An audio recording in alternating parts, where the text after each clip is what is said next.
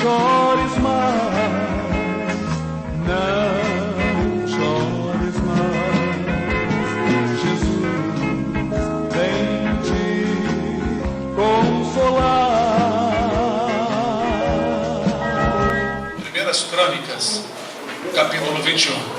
Hoje nós iremos falar sobre as tentações.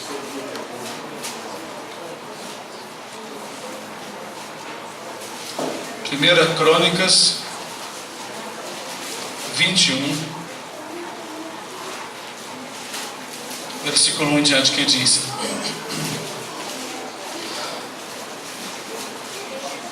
Então Satanás se levantou contra Israel e incitou Davi a numerar a Israel. E disse Davi a Joabe e aos maiorais do povo: Ide, contai a Israel desde Berseba até Dan, e trazei-me a conta, para que saiba o número deles.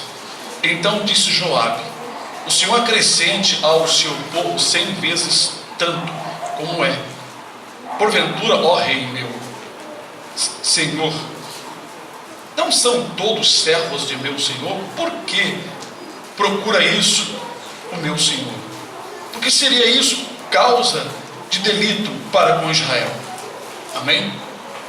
Pode sentar, irmãos. Diz aqui que a palavra de Davi prevaleceu, não é? Contra a palavra do chefe do exército, Joabe. Bom, irmãos, aqui diz que Satanás se levantou contra Israel. Não diz que se levantou contra Davi, mas contra Israel. É muito importante atentarmos para as Escrituras. Porém, para entendermos melhor essa tentação, nós também iremos ler um outro capítulo, um outro livro, em 2 Samuel, que é antes, mas marquem aí que nós vamos voltar para aí, tá? 2 Samuel, é antes de Reis, 24.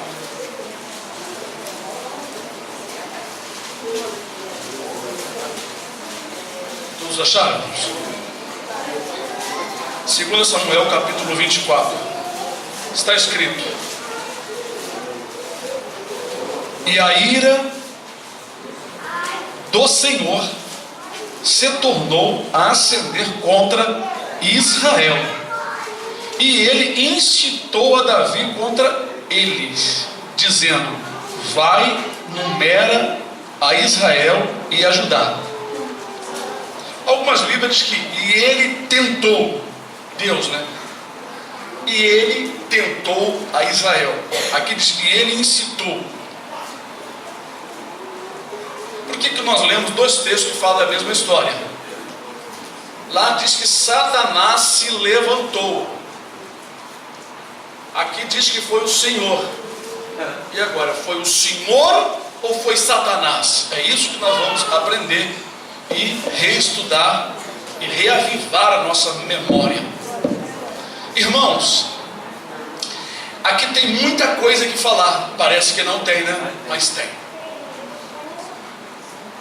Segundo o que nós temos estudado, Deus domina sobre o mundo inteiro. Nem mesmo Satanás e os demônios podem fazer o que querem se não houver um consentimento. Segundo a palavra do Senhor, que nós temos aprendido, Deus governa e dá o reino da terra a quem Ele quiser. Até mesmo quando os príncipes demônios não querem sair, eles são tirados à força. Como no caso lá do capítulo 10 de Daniel, né? Quando o arcanjo Miguel teve que vir para batalhar, para que o anjo que tinha vindo com a mensagem viesse até Daniel.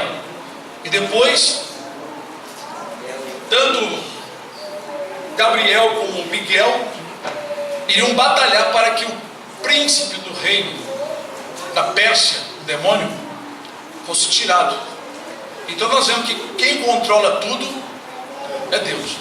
Mas nós lemos duas passagens. Uma fala que Deus tentou e incitou Davi. Lá diz que foi Satanás. Bom, a palavra do Senhor nos ensina aqui que primeiramente Deus se levantou contra a nação.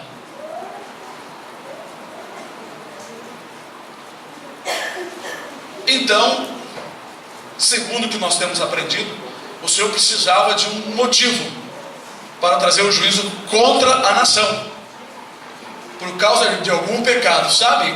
Pecados que as pessoas cometem e não se consertam. Aí chega um tempo, começam certas coisas a acontecerem, Deus levanta uma situação. Tudo está no controle de Deus. Tem como fugir? Não tem como fugir. Aqui nós vemos que foi Deus que incitou, não foi Deus. Deus não tenta ninguém, diz lá no livro de Tiago. Deus não tenta ninguém e nem não pode ser tentado pelo mal. Deus não tenta ninguém e não pode ser tentado pelo mal. Mas isso aqui diz que Deus que incitou, que Deus tentou, como tem em algumas Bíblias, é apenas uma força de expressão. Porque, na verdade, o que aqui está escrito é que o Senhor quis que isso acontecesse. Quis que Davi fosse tentado. Mas não foi ele que tentou. Apenas o plano era dele. Para vocês terem uma ideia, vocês lembram de Saul?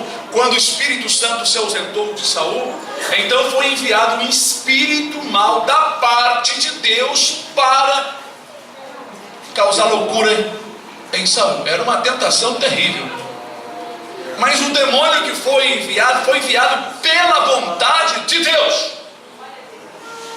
Um demônio foi enviado pela vontade de Deus para causar aquele mal em Saul. Ele ficava perturbado. Um demônio de loucura. Eu digo para os irmãos, se o Senhor der ordem aos demônios, eles atacam. Mas os demônios obedecem, tem que obedecer. Eles não obedecem voluntariamente, eles obedecem para fazer essas maldições. Também os anjos do Senhor, tem anjos guerreiros que também sacam da espada, como aqui mesmo nesse texto. Aqui nós vemos um demônio tentando Davi, e vemos um anjo aqui com espadas e matando milhares nessa história. E depois que Davi numerou o povo, ele sentiu-se mal. Então Deus mandou um profeta dizer para ele: escolhe um dos 3 castigos. Ele ficou assim: estou em grande aperto, caiu na mão do Senhor e não na mão do inimigo. Então ele escolheu a espada do Senhor, começou a matar. Não matou ele, porque Deus queria trazer juízo contra a nação, mas Deus achou uma causa nele, porque sabia também que ele estaria pronto para se humilhar e pedir perdão logo após. Deus não poderia escolher um homem desobediente e rebelde, porque ele não iria se humilhar. Deus escolheu um homem obediente. Então Deus deu ordem a Satanás, a um demônio: vai lá e tenta Davi. Não foi Deus que tentou. Por isso que lá no outro texto diz, e Satanás, aqui no livro eu marquei aqui para me facilitar, não sei se vocês marcaram. E aconteceu, então Satanás se levantou contra Israel e incitou Davi a numerar a Israel. Aqui Satanás, o nome Satanás quer dizer adversário. O adversário, aqui o adversário se levantou para ser o tentador, porque Deus não é tentador. Então, se aqui em 1 Crônica diz que foi o Satanás, e aqui em 2 Samuel diz que foi o Senhor, nós entendemos os dois textos. Não tem contradição. Apenas foi deixado assim para provar e até provocar aqueles que são rebeldes para querer levantar questões.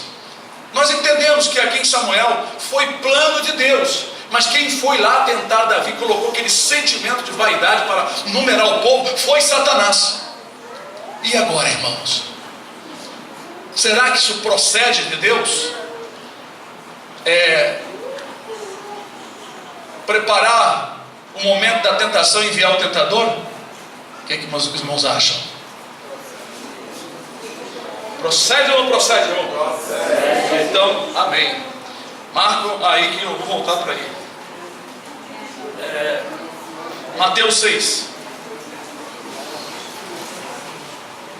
Estou estudando um assunto que os irmãos prestem atenção, viu?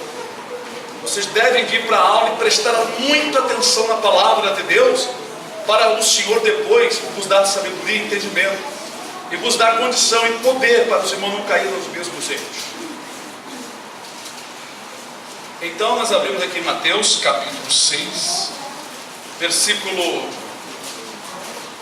13. Amém. Mateus 6,13 está escrito: e não nos induza à tentação, mas livre-nos do mal, porque teu é o reino, o poder e a glória para sempre. Amém. Deu para meditar um pouco? Nós sabemos que este versículo está falando da oração que Jesus ensinou. Ou vocês não lembram? Tem que ler tudo para vocês lembrar? Não, né? Amém, graças a Deus. Então, em dado momento, Jesus ensinando na oração, ele diz: não nos induza à tentação, não nos leve para a tentação. Ele, Deus, pode te induzir à tentação. E aqui é que nós entendemos o que aconteceu lá no tempo de Davi com a nação de Israel. Deus induziu a nação, não é? Através de Davi, né? Ou seja, Deus induziu a Davi à tentação para induzir a nação, não é? Envolver a nação na transgressão do pecado. Mas vamos lá. Por que o Senhor então enviou Satanás para tentar Davi para poder trazer aquela aflição de Israel? Por quê? Será porque Deus gosta de fazer isso? Será qual foi o resultado, o que ocasionou isso em Deus para fazer esta cobrança? Não, o pecado da nação. Por isso que eu estou falando para você, presta atenção. Deus se levantou contra a nação de Israel, não foi contra Davi.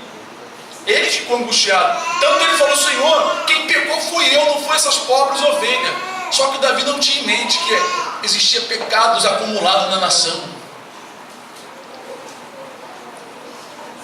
Se Deus cobrou e matou um monte de gente porque tinha pecado, levantou contra Israel, havia pecado na nação, e Deus, chegou a hora de cobrar. Então ele desamparou Davi por um pouco. Satanás chegou e tentou. Davi só caiu no sentimento de aquele orgulho, de vaidade, para contar o povo, porque o espírito adversário entrou, porque Deus não estava presente no momento. Porque aonde Deus está presente, o mal não entra. Mas quem entenderá os próprios erros, disse o Salmo pelo próprio Davi. Quem entenderá os próprios erros? É claro que não estamos insinuando que por causa disso os irmãos vão pensar em pecar e vão pecar, dizer: Deus está me entregando. Se Ele te entrega, você nem percebe, de repente desampara para te trazer juízo. Então, se o Senhor quiser te trazer um juízo, Ele pode te desamparar e dar ordem, tenta Ele, para te apanhar, para te afligir. A Escritura diz: sujeitai-vos, pois, a Deus. Tiago, né? Fala assim, no livro de Tiago: sujeitai-vos, pois, a Deus, resistir ao diabo e ele fugirá de vós. Esse versículo, ele tem um fundamento muito grande, porque nos ensina e nos instrui que nós devemos nos sujeitar com amor ao Senhor, para que nunca sejamos encontrados nessas condições, não é? Deus querendo cobrar de nós.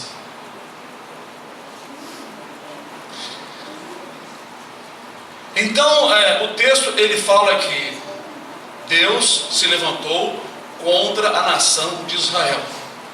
Deus se levantou contra a nação, entrega na mão de Satanás. Ele mesmo enviar os seus anjos poderosos para fazer a obra, determinadas obras. Mas Deus é que determina o que é que vai acontecer. Então Satanás se levantou, um adversário, um espírito, e foi lá e tentou a Davi. Davi desprovido da graça, desprovido da proteção divina, caiu. Aí eu digo para vocês, a melhor coisa diante de Deus que nós devemos fazer, além da obediência, é nos humilharmos, porque ninguém fica em pé se Deus não quiser.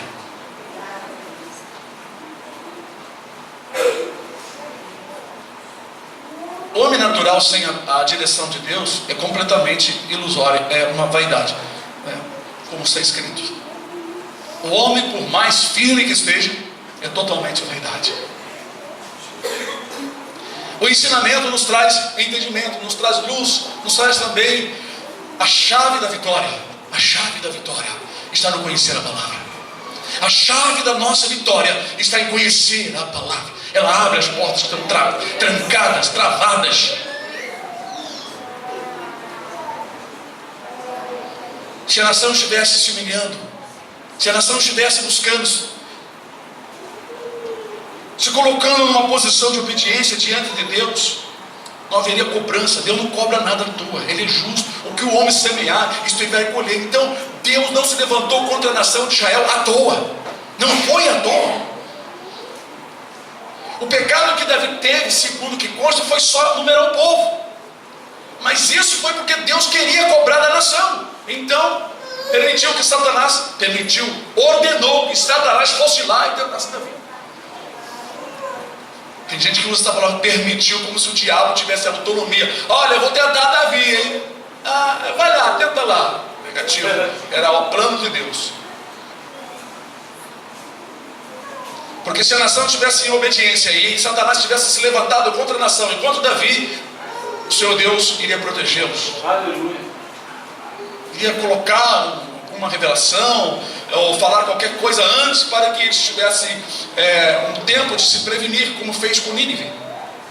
Deus queria destruir a nação, mas deu à nação uma condição deles ouvirem primeiro a profecia do profeta Jonas.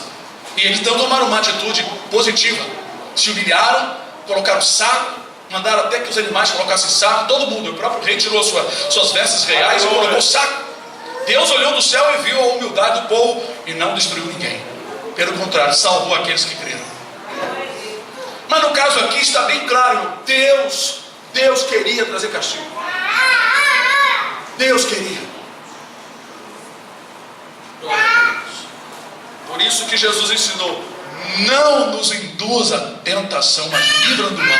Esse é um pedido de humildade, porque se o irmão ou irmã vai se soberbecendo, vai fazendo coisas que o Senhor não quer, vai se desviando, Deus começa então a propor. Se você for escolhido, Ele começa a propor um meio pelo qual você vai ser afligido e vai te trazer ao lugar, seja uma enfermidade, uma perda de alguém, seja como for, Ele tem os meios dele.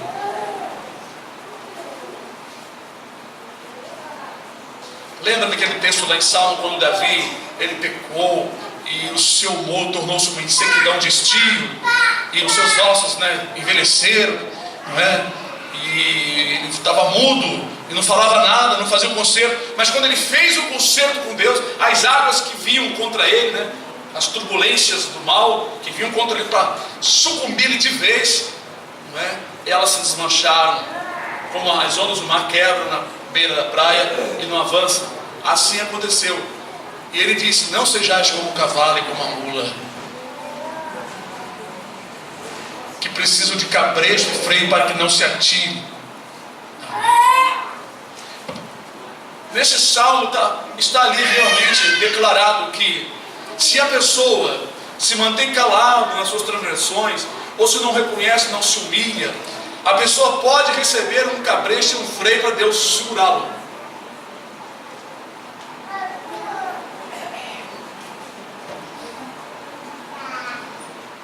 Por isso Jesus ensinou na oração aos seus discípulos: não nos induza à tentação, não nos leve. Conhecemos aquele outro texto que está escrito que Jesus, cheio do Espírito, foi levado pelo Espírito ao deserto para ser tentado pelo diabo. Foi induzido pelo Senhor a ser tentado pelo diabo. E aí? E aí? Só que Jesus não pecou, mas ele foi tentado.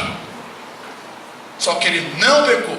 Deus pode induzir, levar vocês a ser tentado pelo diabo. Principalmente os irmãos achar que está muito seguro, ele vai induzir, ele vai levar aos irmãos ou irmã a ser tentado em cima daquilo que a pessoa pode se soberbecendo, se achar seguro. Aí, se você é reprovado na tentação, a provação é tentação, sabe de certo que isso vai continuar para frente. Toda vez que há reprovações do colégio, o que acontece depois com os alunos? Repete a prova. E se não passar, ele vai fazer as mesmas coisas no ano que vem. Por isso, devemos estar sempre orando: Pai, não nos induz a tentação. Tem muitos pastores e pregadores que não pregam isso. Eu prego porque eu sei o que estou falando. E é pelo Espírito, porque hoje eu falei assim: Senhor, eu preciso de uma confirmação. E depois do lanche da manhã, quando a irmã abriu a palavra, caiu em cima a confirmação. Depois nós vamos ler. Eu falei: o assunto é esse mesmo. Deus sabe quem precisa aqui, quem não precisa. Porque eu estou falando uma palavra profética. E Ele sabe. O diabo tem tentado e tem tido êxito na vida de muitos. E por isso vem a aflição. O livro de Provérbios diz que a maldição sem causa, ela não vem. Não havendo causa, ela não virá. Mas se houver uma causa, ela virá. A maldição veio sobre a nação de Israel porque tinha uma causa entre eles. Mas Deus desamparou Davi porque Deus não ia dar graça a Davi para suportar naquele momento a tentação. Porque Deus queria castigar a nação. Então Deus desamparou. Mas Deus pode desamparar? Até Jesus foi desamparado. Ou vocês não leram isso? Ele estava na cruz. Ele disse: Pai, por que me desamparaste? E isso está no Salmo. Deus o desamparou. Ele precisava falecer. Jesus era tão santo que o Pai estava ali com ele no sofrimento. Então ele sentiu um momento, parece que a presença do Senhor, do Espírito, saiu para poder falecer.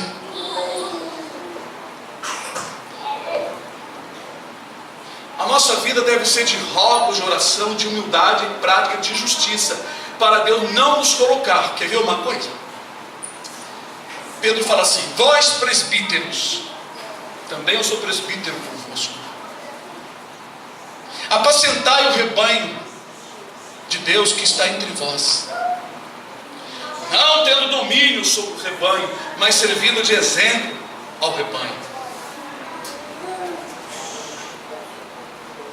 Então, quando o apóstolo ele fala essa palavra, ele está nos levando a ser líderes humildes, não domínio, para que nós não sejamos tentados, entregues em alguma situação.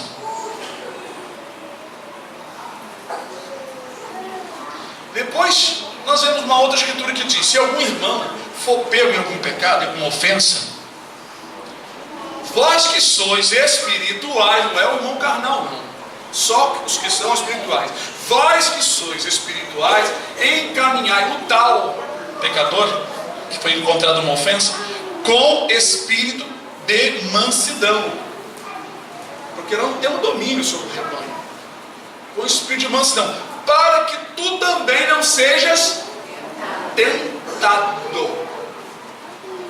Agora veja bem, então se eu lidar com uma situação de um pecado na vida de um irmão, de maneira arrogante, me sentindo dono do rebanho, ou me sentindo assim, vamos dizer, dominador, ou condenando a pessoa,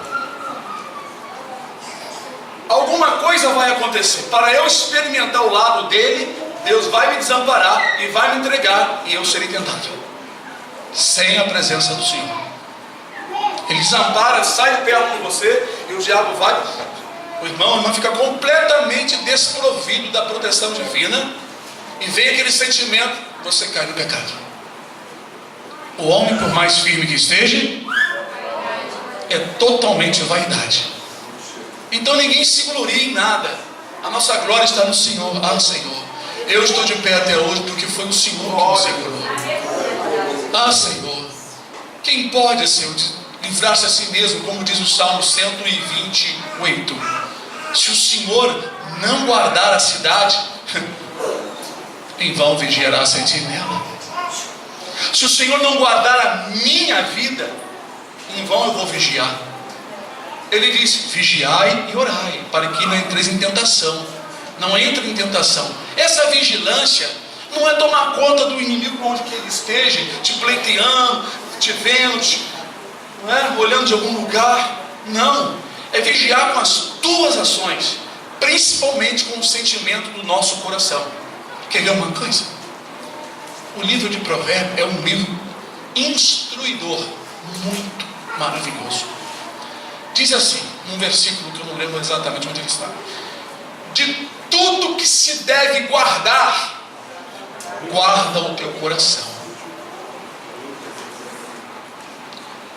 Nós não estamos livres de ter sentimentos estranhos contra nós, contra a família, contra Deus, contra os irmãos, contra as pessoas, contra as crianças. Nós constantemente temos um coração variado.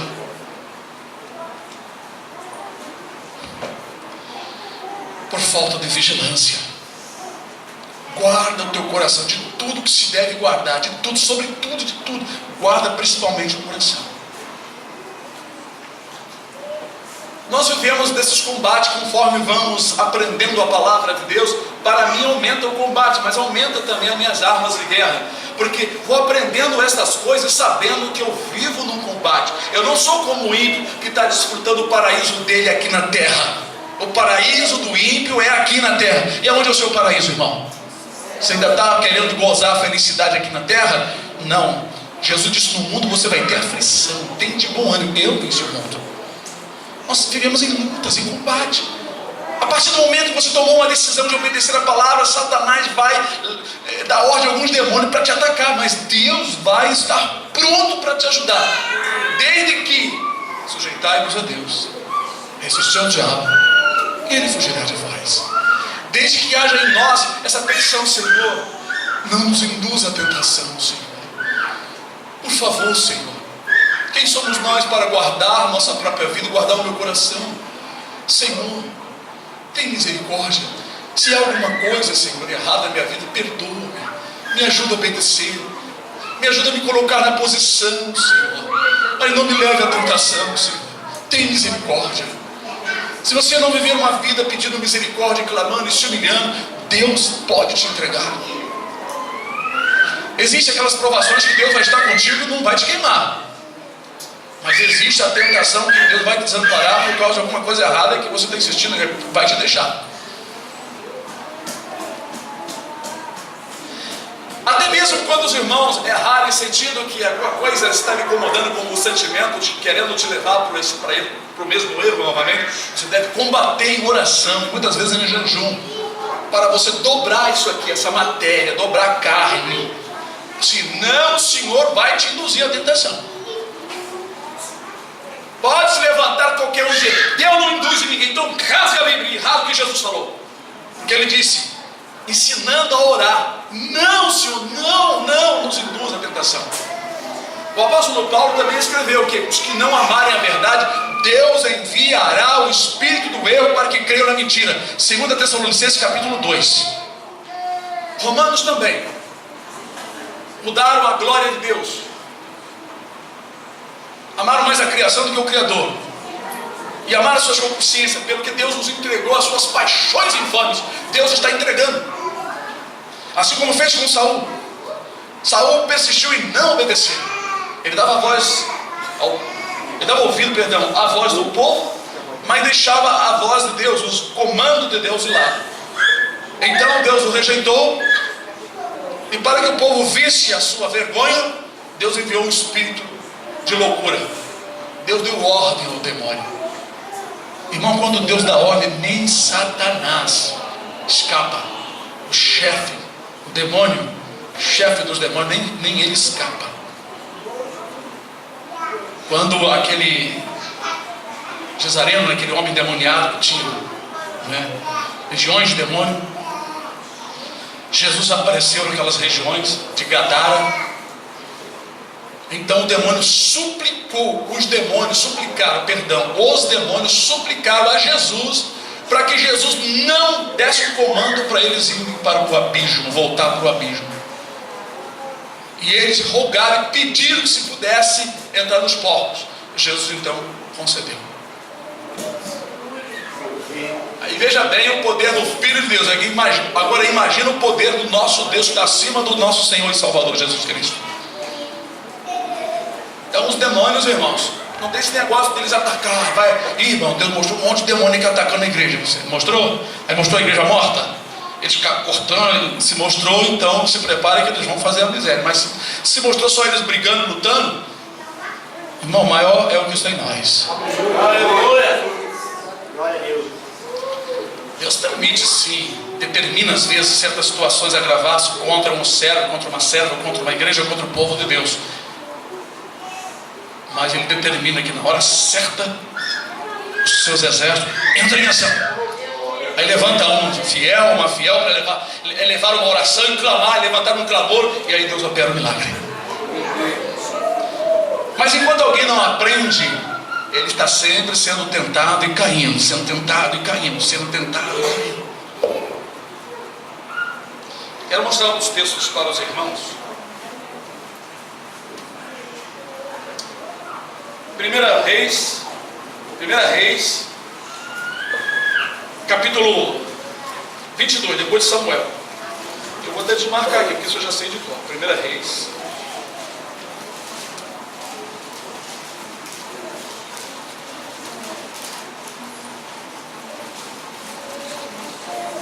Capítulo 22.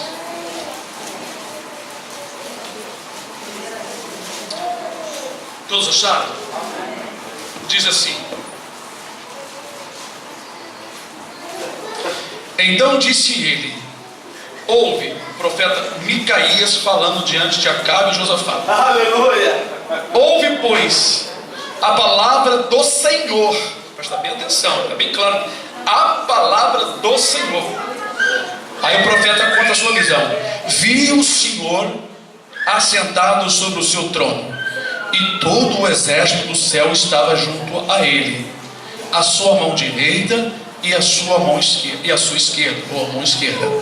E disse o Senhor: quem induzirá Acabe a que suba e caia ou morra em Ramote Gileade? E um dizia desta maneira e outro de outra. Então saiu um espírito, não é o exército do céu não, e se apresentou diante do Senhor e disse: eu o induzirei. E o Senhor lhe disse: com que? E disse ele: eu sairei e serei um espírito de mentira na boca de todos os seus profetas. E ele disse: tu o induzirás e ainda prevalecerás.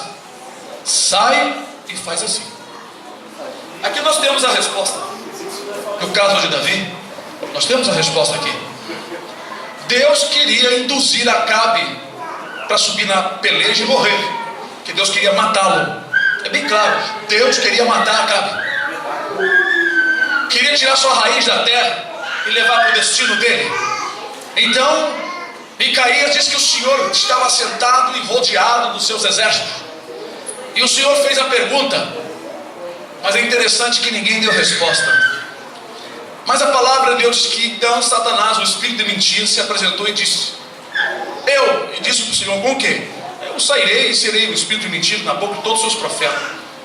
Vai, induze, faz assim. Eu induzirei. Irmãos, era a vontade de Deus, foi a vontade de Deus. Mas quem foi lá fazer? Satanás, o demônio, o adversário. Isso que eu digo para os irmãos: ninguém escapa, a humanidade não escapa. Aparece aí uma nação feroz que está matando, que está destruindo, que está conquistando. Quando acabar o tempo que Deus determinou, agora Deus vai desampará-los, vai dar ordem aos demônios: ei, retira-se todos vocês aí dessa nação. Agora aquela outra nação lá ataca essa outra nação. Pronto, acabou.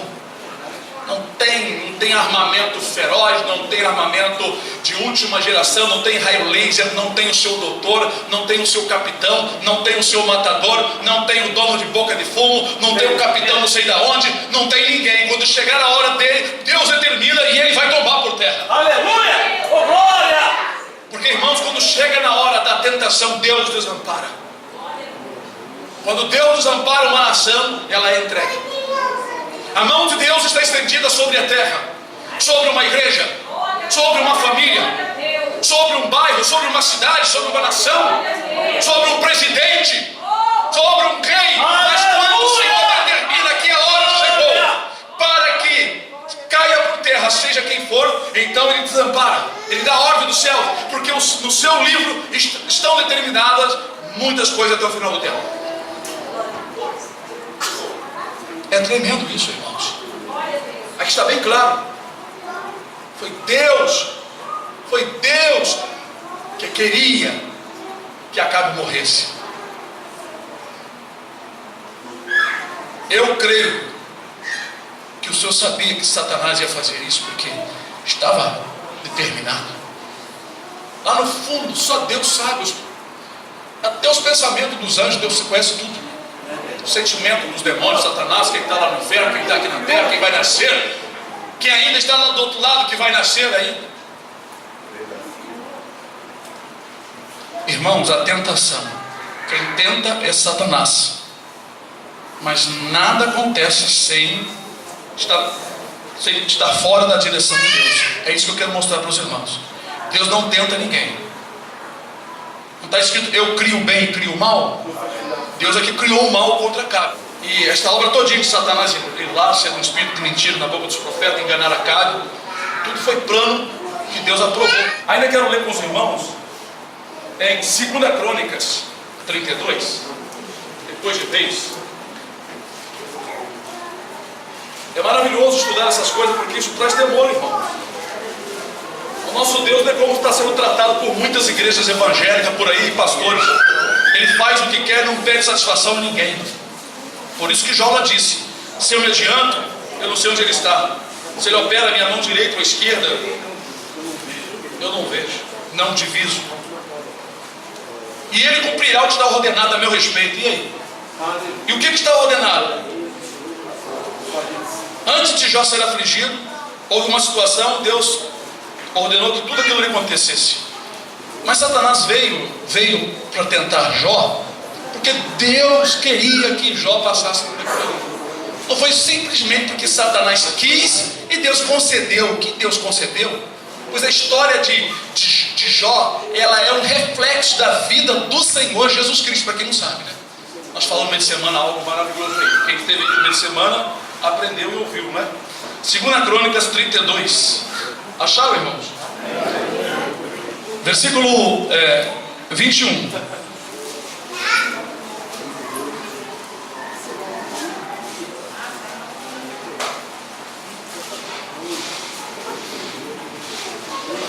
Diz assim: então o Senhor enviou um anjo que destruiu todos os varões valentes. É isso mesmo? Todos acharam aí? Amém. E os príncipes, os chefes no arraial do rei da Síria. E este tornou com vergonha de rosto a sua terra. E entrando na casa do seu Deus, os mesmos que descenderam dele, o mataram ali a espada. Eu vou ler esse versículo e vou passar para um outro. Os irmãos viram aqui o que aconteceu. Conhece essa história? Conhece, irmãos? Amém. Esse rei da Síria, como o irmão estava falando, ele começou a prevalecer, destruindo várias cidades, várias nações, trazendo juízo. Porque em Isaías capítulo 8, ali Isaías no capítulo, acho que é 10 por ali, 10, 8. Então o Senhor revela através do profeta Isaías que foi o Senhor que levantou a nação, o rei da Síria, para castigar aquelas nações. É claro que ele estava ali operando também era o inimigo. Mas quando o Senhor viu a arrogância do coração do rei da Síria, porque ele estava se sentindo o dominador que ele estava fazendo, que os homens mais simples dele, do exército dele, era considerado como príncipe de outras nações. Aí o Senhor mandou o profeta Isaías dizer: quando eu terminar a minha obra contigo, porque tu és um bastão na minha mão, eu vou visitar o teu arrogante coração. Eu estou só explicando para os irmãos. Só prevalecem porque Deus está presente. Ele estava prevalecendo porque Deus estava presente. Mas se o Senhor tivesse desamparado? Glória a Deus, não é? Agora veja o versículo 31. 30 e 31. Você sabe que esse rei Senaqueribe se levantou contra Judá, contra o rei Ezequias. 30. Também o mesmo Ezequias tapou o manancial superior das águas de Gion e as fez correr por baixo para o ocidente da cidade de Davi, porque Ezequias prosperou em toda a sua obra. Contudo, o Ezequias, no negócio dos embaixadores, quando ele ficou doente e foi enviado embaixadores de Babilônia para lá, vocês lembram a história? Contudo, no negócio dos embaixadores, dos príncipes de Babilônia, que foram enviados a ele a perguntarem acerca do prodígio que se fez naquela terra, Deus o desamparou.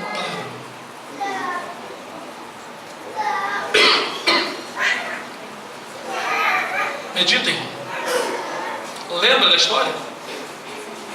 Quando os embaixadores foram lá na casa deles, consolaram, levaram uma palavra para ele, sabendo do prodígio que foi feito naquela terra, a Escritura diz então que Deus desamparou o rei, o seu servo, para tentá-lo. Não foi Deus que tentou, para saber tudo o que havia no seu coração. Irmãos, na verdade Deus conhece os nossos corações e sabe o que está em nossos corações, mas para deixar para nós e para outras pessoas, como o homem sem Deus é totalmente vaidade. Deus o desamparou e não deu ele aquela percepção de maldade nos homens. Ele não teve maldade, levou tudo na simplicidade. Como tem irmãos que não andam em espírito, aí chega um ímpio enviado por Satanás, o irmão se abre e fica todo cheio assim de gentileza e não presta atenção. Ezequias fez isso, ficou alegre, certamente trouxeram algum presente. Aí o que Ezequias fez? Mostrou o tesouro da sua casa, mostrou o ouro, mostrou tudo que Deus tinha dado. Não é? Mostrou o tesouro. Você não pode mostrar todo o tesouro, todo o seu ouro. Vocês acham que eu falo tudo que eu sei para vocês? Eu não vou falar tudo que eu sei para vocês. Primeiro que eu paguei um preço. Irmão, eu já tenho tantos anos de igreja também, mas você já passou o que eu passei?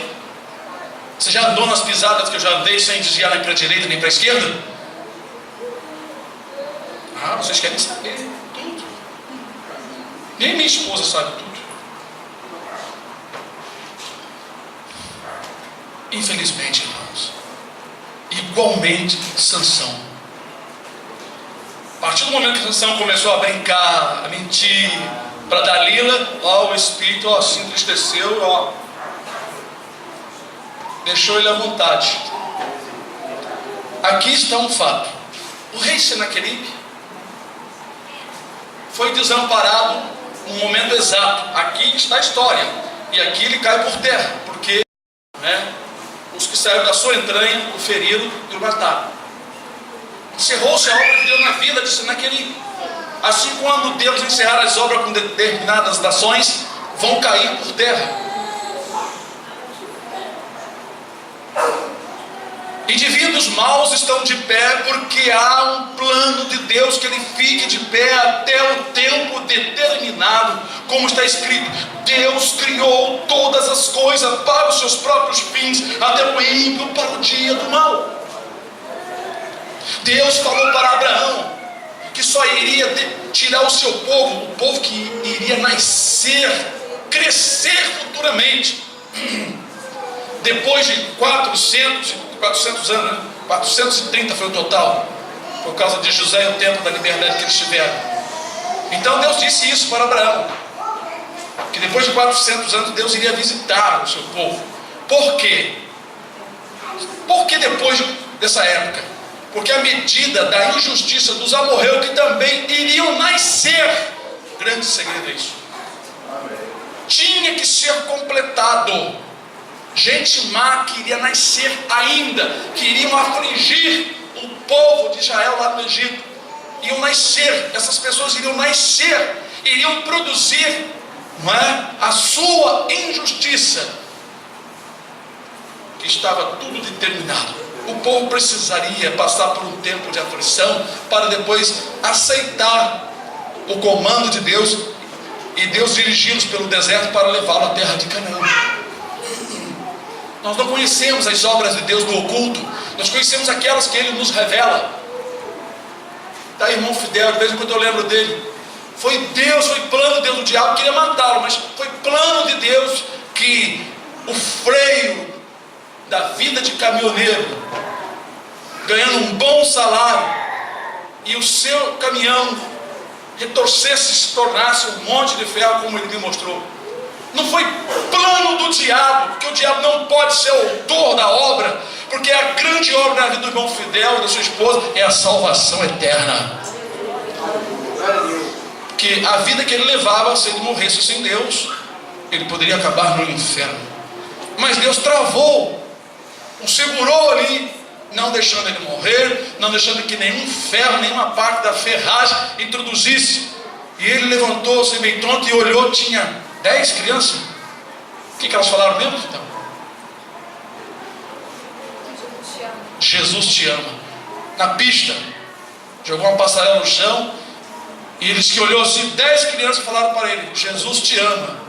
Ele olhou para o caminhão de novo. Quando olhou, cadê as crianças? Elas desapareceram. Eram os anjos do Senhor que ali estavam, mostrando para ele: Jesus te ama. E o amor do Senhor é maior do que qualquer amor nessa terra. O controle de Deus é muito grande em nossas vidas. Ninguém escapa, meus irmãos. Mas Deus nos exorta constantemente. Eu digo para vocês: não pequem, sejam obedientes. Mas eu não sei o que vai acontecer. Davi disse: quem entenderá os próprios erros, expurgue-me daquilo que me são oculto. Põe para fora, Senhor, daqueles que me são ocultos. Tem erros ocultos que vocês não sabem, que poderá ser um tropeço, ou poderão ser tropeços na vida dos irmãos, para propósito, que vocês não quererão errar, mas por alguma insistência vocês podem ser desamparados pelo Senhor. Há uma promessa: estarei convosco todos os dias, mas isso é condicional. Pois Paulo complementa: andai em espírito, andar em espírito é andar em humildade, é ser sujeito. Andar em espírito é ser sujeito, é amar, é praticar, é ser voluntário, é negar a própria vontade, ser renegado, é muito mais do que isso que eu estou falando. Andar em espírito é se entregar para o Senhor, de corpo e alma, por dentro, por fora, todo sentido. Andar em espírito, irmãos, é viver essa vida, mas estar com a mente nas coisas do Senhor.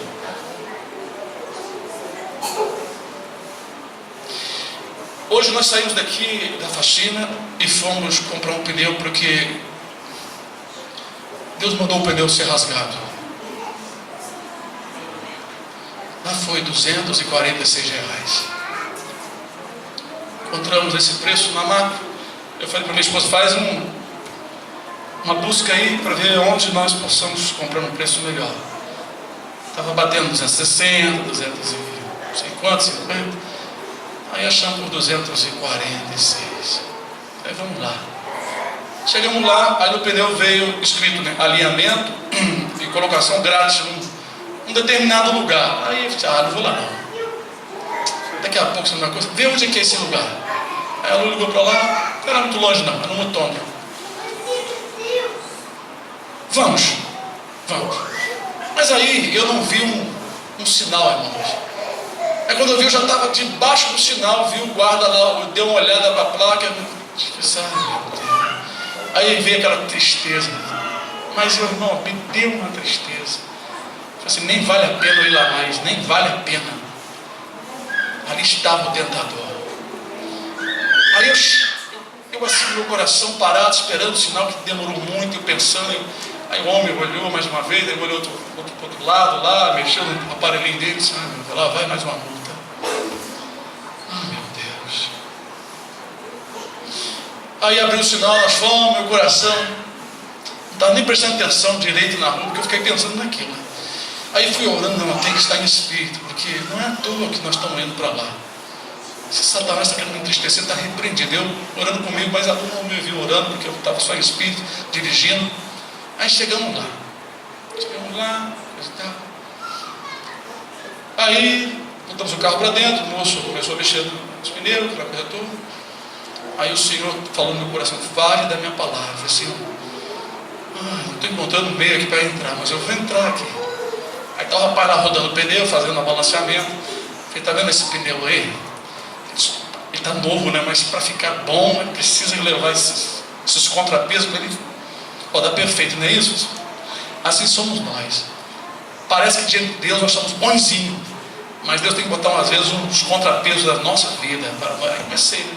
Aí ali um começou a prestar atenção, e descobri que o dono é judeu, e um senhor que atende nós, que é a mãe que é, não sei se é missionária, não sei o que ela é, e ali pregamos bastante a palavra de Deus.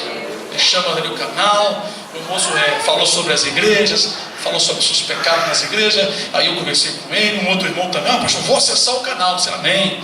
Falamos para todos ali que estavam ali, todos ouviram, né? Só não falei diretamente para o dono, que é um judeu, mas ele foi assim muito atencioso conosco, e eu falei assim, não, deixa isso aí para outra vez, calma. Não é todas as árvores que você vai meter no machado, não, calma, né?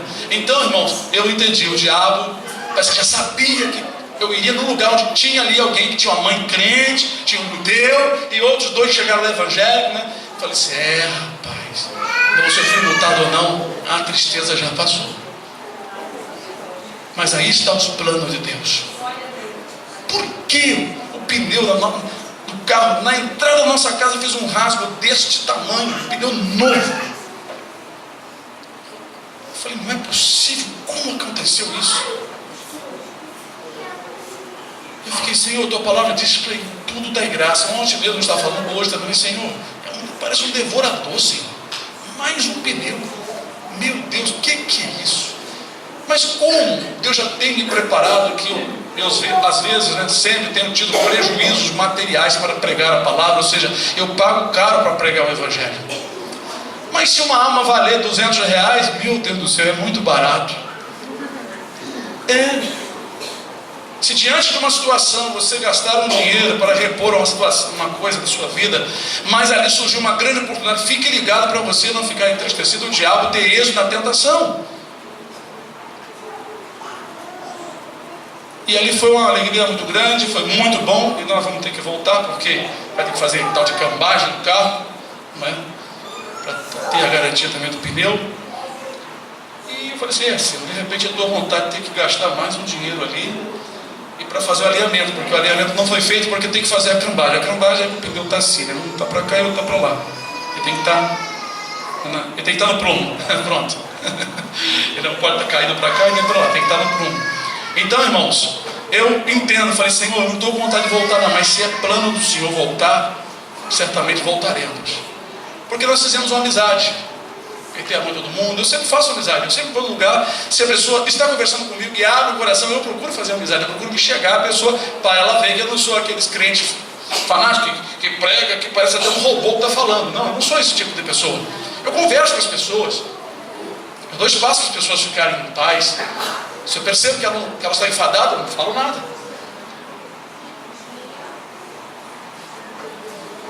Mas, irmãos, então, as obras de Deus não são esclarecidas de imediato, mas o Senhor, nosso Deus, está trabalhando. A Escritura diz em Isaías que Deus trabalha para aquele que nele espera. Tem gente lá fora esperando em Deus, de maneira não certa, mas está esperando uma solução. E Deus sabe disso. E aqueles que são escolhidos dele, que estão lá fora, esperando em Deus, Deus está trabalhando a favor dele. Porque está escrito que todas as coisas, em Romanos 8, todas as coisas juntamente contribuem. Então o pneu rachado contribuiu.